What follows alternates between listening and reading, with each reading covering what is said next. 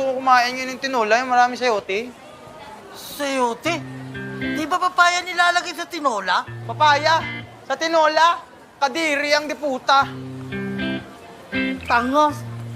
Nilalagay lang ang sayote sa tinola kapag walang pambiling papaya. Bata pa ako, ganun ang ginagawa ni Mama. Eh, tanga pala ng mama mo eh, naglalagay ng prutas sa ulam nyo eh. Balik ako kayo ha. Sakit ang tiyan ko eh. Banyo lang ako.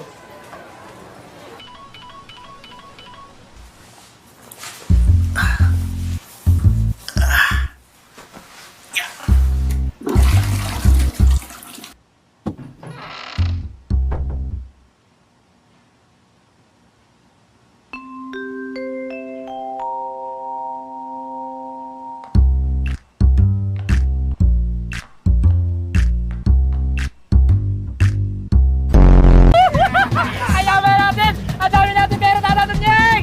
Bumubos yun sa lampanog yung pera mo, ha? Ngayon lang ako nakakita ng 1,000 sa buong buhay ko! Ang gwapo pala ni Big Soto nung bata pa siya, ano? Ha? Patiin, patiin.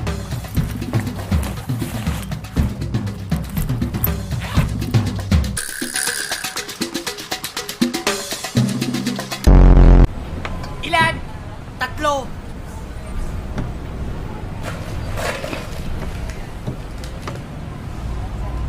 Ano to? Sabi nyo kanina, tatlo.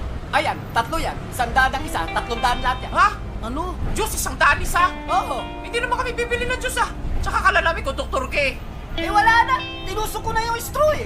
Saka di ko na may babalik yan. Kailangan bayaran nyo yan. Kung hindi, tatawag ako ng pulis. Gago pala to. Hindi ko pala sip-sip eh. Basta, barya. Wala nga, akong dalang pera dito, di ba? Wala dun ako, Eman eh.